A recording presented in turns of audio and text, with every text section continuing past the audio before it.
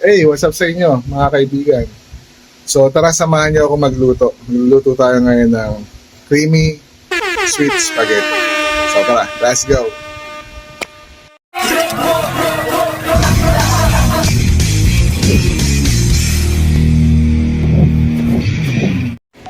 Okay guys, ito yung mga ingredients natin ngayon. So ito yung gagamitin natin ngayon, yung Del Monte creamy and cheesy. Ayan, na may kasama ng pasta. So ito yung nabibili natin sa groceries. Tapos sasamahan ko lang din siya nitong natirang pasta namin na nakaraan. Ayan, tapos 5 pirasong tender juicy hotdog.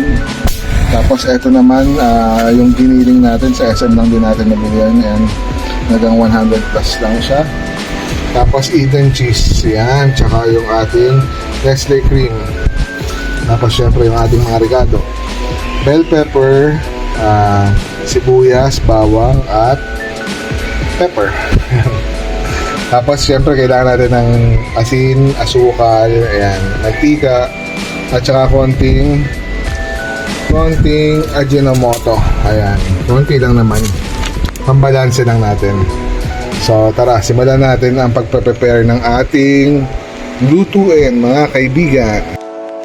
Okay, hinunda lang natin yung ating mga hotdog. Tapos ginawa ko muna siya sa gitna para dumami siya. Tapos tsaka natin siya i-slice ng ganyan. Ayan, so mas marami na siya, di ba?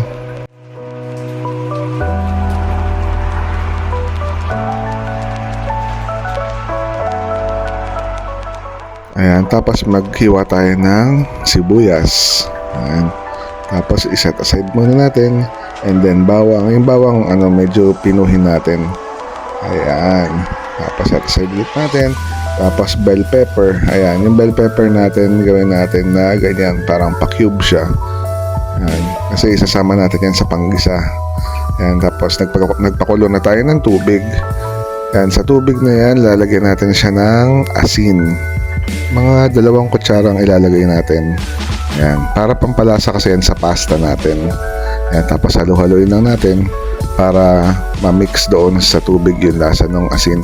Tapos lalagyan natin siya ng kaunting oil. Ayan, tapos ilagay na natin yung pasta natin. Basta kailangan kumukulo na yung tubig.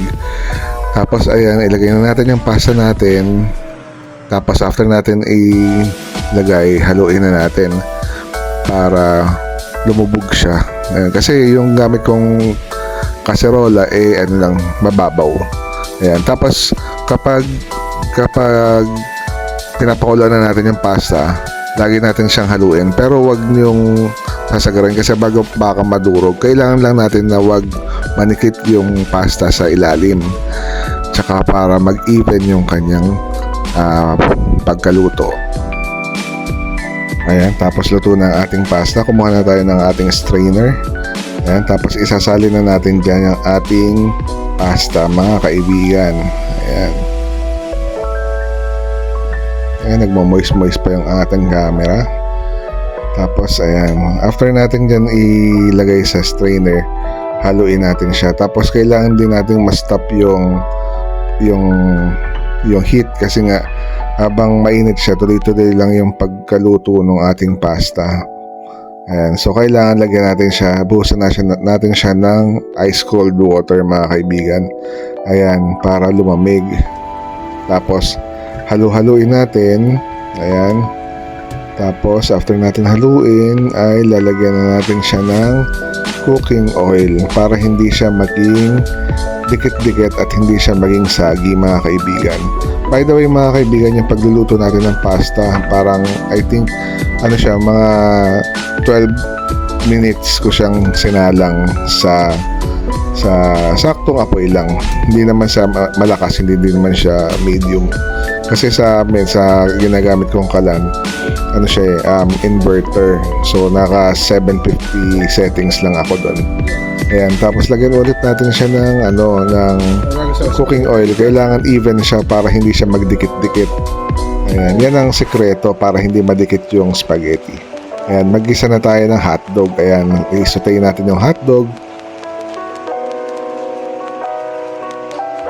Tapos iset aside natin siya. Ayan, kasi mamaya pa natin siya gamitin. Pero kailangan medyo ma-break natin siya. Tapos ngayon magigisa na tayo ng ating mga pampalasa. Unahin natin ang bawang. Tapos sinundan natin ang sibuyas. Tapos isunod natin yung bell pepper. Ayan, tapos halu-haluin na natin siya, mga kaibigan. Tapos after natin yan, kailangan mag-even siya. Tapos yung giniling, ayan, sama na natin sa pagsutay ang ating giniling. Ayan, hanggang sa mag-dark color yung ating giniling.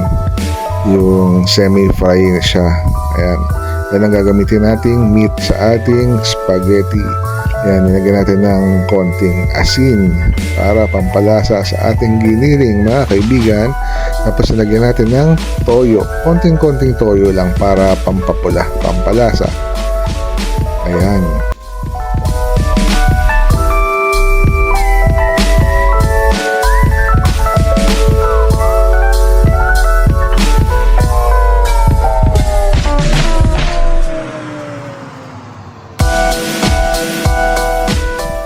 Tapos ilagay na natin ang ating tomato sauce. Ayan.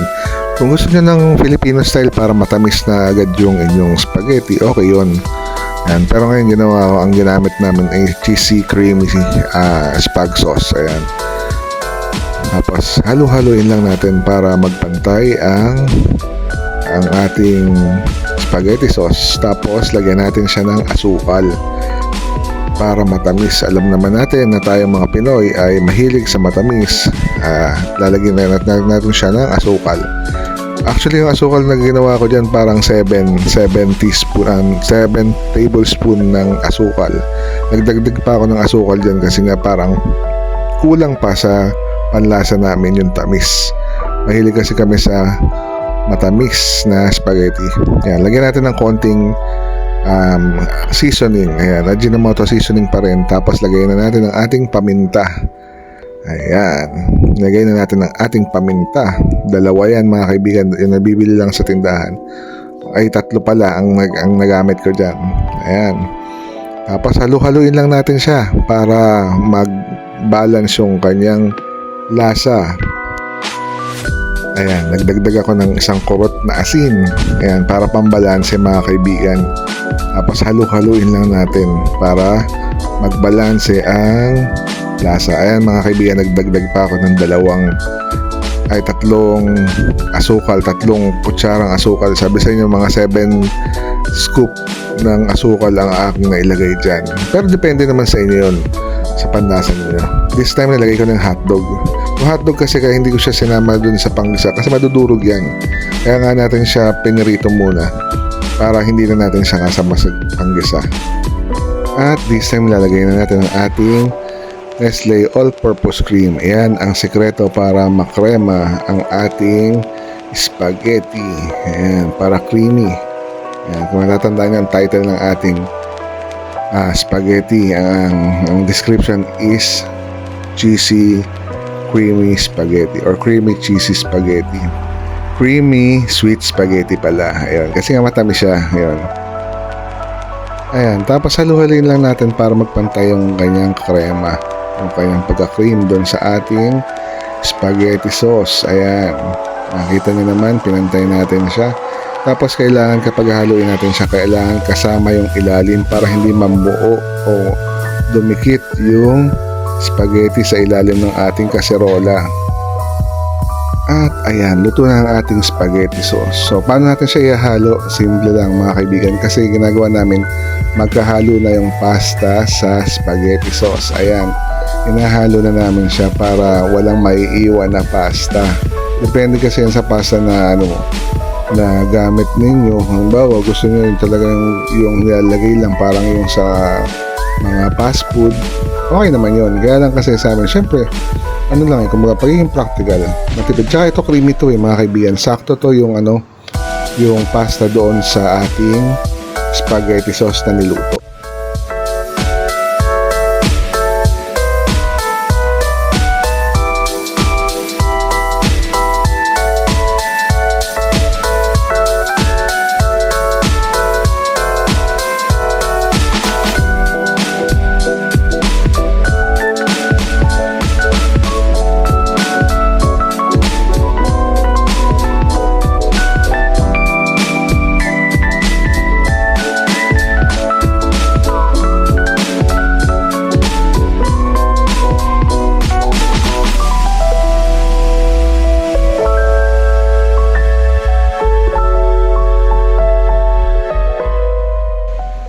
So, ayun na nga.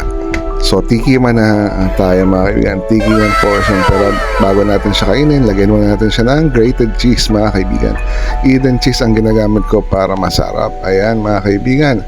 Lagyan na natin ng Eden cheese sa ibabaw. Grated cheese mga kaibigan. Depende sa inyo kung gaano karami ang gusto nyo. Pero ako, pambalanse lang sa alat ang gusto ko dyan sa keso. Dyan sa ating pasta. Ayan, let's go. Tara, tikman na natin ang ating spaghetti. Cheers mga kaibigan. At ayan, ang sarap nga ng spaghetti na to mga kaibigan. Matamis na creamy ang lasa. Imagine na lang, tapos parang nag-explode yung lasa sa iyong bibig. Ayan, ganyan kasarap ang ating spaghetti. At kung umabot ka sa part na ito ng ating video, ay pwedeng makisuyo naman, pa-like naman ang ating video at pa-subscribe na rin para ma-inspire pa tayong makagawa ng maraming ganitong video. Maraming salamat sa inyo mga kaibigan. Babush!